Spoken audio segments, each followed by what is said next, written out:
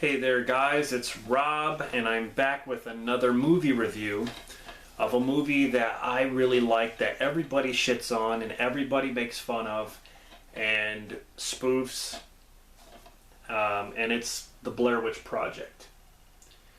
I will defend this film because I think it's very well done. A lot of people got turned off because it's basically a documentary. That's what it is. It's a documentary, found footage that's put together to make a film about three missing students, film students that went into the woods to do a documentary of the Blair Witch entitled The Blair Witch Project. Now, what's cool about this film is there's backstory. You don't think there'd be a lot of backstory with a found footage film. There's a lot of backstory in the beginning of the film because you're kind of like, okay, what's the Blair Witch? You know, what is the Blair Witch? Well, they tell you the story that they go around and interview people in this town that know about the Blair Witch, which happened, years and years ago. And they tell the story, they tell all these different kinds of stories, some myths, maybe something they've heard or facts, and you get to kind of, get everything together within the beginning of the movie, so you kind of know what you're dealing with. Throughout the movie, when they're actually filming in the forest, you get to kind of pick up some things about, Coffin Rock, what happened at Coffin Rock, people were disemboweled and stuff like that. You get to find out about the witch markings, with the rocks, the sacred cemetery and stuff. Different things you get to find out throughout the course of the movie. So you're not really confused about the backstory of the Blair Witch. There is actually a thing on this DVD, special features, called The Curse of the Blair Witch. Basically, it's a very cheesy video, but it tells you the mythology of the Blair Witch. Basically, it goes through the whole story. Ellie Kedward, how she was a witch. They went out, they took her out to the forest, they tied her up and left her there for the winter. And I believe when her body disappeared. And then, so since then, since she's been dead, she's been kidnapping kids and taking them into the woods and killing them. As an apparition and stuff. So that's the story of the Blair Witch. Now, what I love about this film too is that you don't ever get to see the witch, and that's good, because if you actually saw the witch, that would be the stupidest thing they could ever do.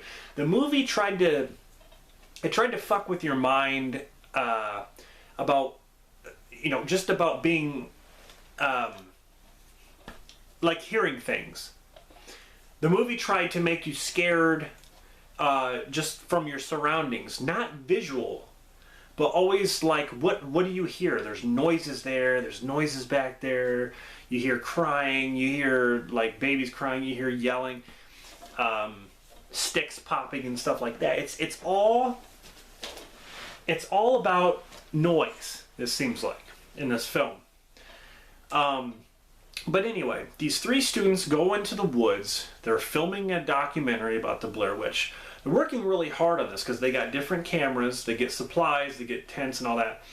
And they go out into the woods and visit locations in the woods that are supposed to be popular as far as the Blair Witch mythology goes.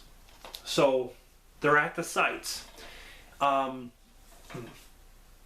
So there's night 1, night 2, night 3, night 4. As it keeps going, night 1, night 2, it starts to get worse every night. You'll hear a sound. Next night, you might hear more sounds. The next night, you might hear different things. The next night, you might see stuff outside of your tent. It escalates, basically. And a lot of people, jump on this movie because they say, well, it's not real, so what? Who cares if it's not real? I mean, The Ring, that wasn't a real movie. I mean, they played it out, yes, like it was supposed to be a real film. And yes, the actors actually went through shit after this film because, like, no one would hire them for other jobs and stuff. I mean, Heather Donahue, she used to do, what was it? I believe it was Steak and Shake commercial. I think that was before the Blair Witch Project. Or maybe it was after. I can't remember. She did a Steak and Shake commercial. But Joshua Leonard, he's been in plenty of films. And they're really, really low budget kind of independent films. Michael Williams, I don't know what he's doing, but what I loved about this film is that everybody was themselves. Like, I don't think they ever overacted. Like, when they laughed, they laughed. When they yelled, Heather Donahue, I thought she was fantastic. Like, she was crying and, like, yelling and cussing. The cussing is what made it real to me, because a lot of people, there was saying, well, there's a lot of profanity, they cussed it. Yeah, but that's how they kept it real, because everybody nowadays talks like that, unless you're really religious and you don't do that. I mean, everyone curses pretty much, and that's how today's society is. I thought that was okay. That's not a big deal. And the movie wasn't real, so what? It was a good movie. It was meant to scare you. That's what it was meant to do. There's not much to it. Just people going around with their cameras, hearing stuff, running, trying to find their way back to the car. So as the nights escalate, they hear stuff. They try to get back to the car after they're done filming, but they can't find the car. They keep going in circles. They follow the compass, and what I keep thinking is the witch or something fucks the compass up. It's messing with their mind. Because otherwise they would have been able to get out of there. If that was me, I would run. Run in one direction. You got to hit something somewhere. In the movie, they kept stopping and, like, camping and, like, walking really slow. I know they had a lot of equipment, but fuck. Like, I mean, I'd be out of there. Some nights it'd be cold, it starts to rain, they'd be hungry, and it just escalates from there. The movie got better as it went, and they started hearing more things, like babies crying out there, and like, they see the stick figures, which is on the back there. I think that's supposed to be the witch right there, because when they go into this area, there's all these stick figures, but in the middle there's this one which is really big, and it's got like pine on it, which is supposed to represent hairiness. Because if you listen to the story about the Blair Witch, like, this lady describes her in the beginning as kind of like hairy underneath her shawl or whatever. The Blair Witch is supposed to be like that, so that kind of represents her. That's as close as you're going to get to seeing the Blair Witch, is seeing that stick figure right there. But that was okay. The ending of this movie was really creepy too, where they go into the Rustin Parr house. And you learn about Rustin Parr in The Curse of the Blair Witch. You can learn all about him there. But he was a victim of the Blair Witch. Basically, the Blair Witch used him to kill children.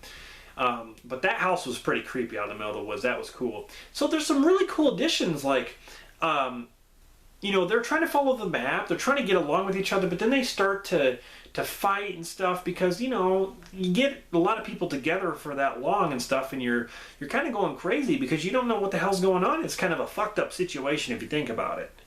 Joshua Leonard, he's always like, this is fucked up, man. That's just fucked up, man. I mean, that's all he says, but I think this movie is well done for a found footage film. When I first saw this in theaters, I was freaked out. I mean, I'll admit it.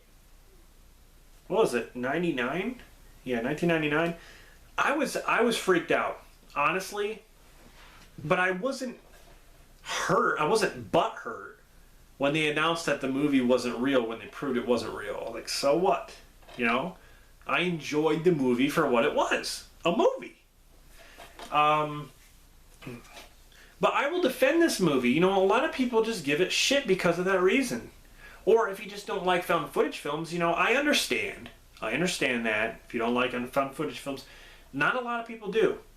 And that's fine. If you don't like this movie, that's fine. I'm not going to say you're dumb for not liking it. I'm not going to call you out and say, well, you should like it. No, your opinion. If you don't like it, hey, cool. I'm just being honest. I'm just being upfront honest. I love this movie. It was in my top 10 horror films. If you watch on my channel here, if you watch the top 10 horror films that I list, this is on that. It's just a favorite of mine. I believe Matt Rambo Wrath, I believe he likes this film too. So there are people out there who actually do like this film. You know, everyone makes fun of the Heather Donahue scene where the boogers are coming out of her nose or whatever. It's not that bad. I mean, honestly, they really make fun of it a lot. But it's really not, there's not excessive shit coming out of there. It's just, in that situation, it really draws you in. To me, it just, like, she did a good job, I thought. I mean, she was cold, she was shaken, she was hungry. She was out there being hunted. She didn't know what was going on. I mean, I really felt for her. I mean, I know a lot of people make fun of it just visually, like from seeing just that. I mean, if you can only pick out that thing, if you can really just look at that scene and just pick out what's going on right here, then you're obviously missing out on what's actually going on. But the Blair Witch Project, what do you think of this film? Now, I'm going to review the Blair Witch 2. That movie fucking sucks. It is horrible. That movie, I cannot believe they even made that movie.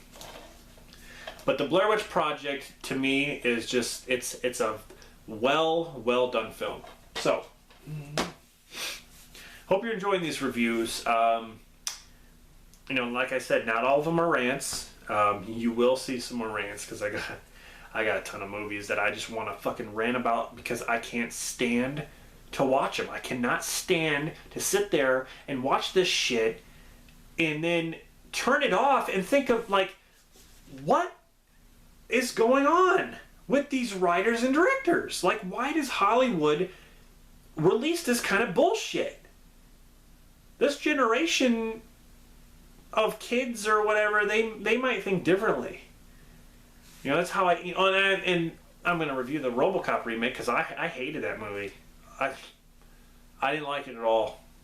That's another video. But anyway, you'll find that. You'll find out when I do that. But anyway, if you tell me what you think honestly about Blair Witch Project, not because of what other people say. Honestly, what do you think of the Blair Witch Project? Let me know about that. So stay tuned for more videos, more movie reviews, and more different kinds of videos like horror collections, more of that, and some other things. So stay tuned to this channel, and I will see you guys next time.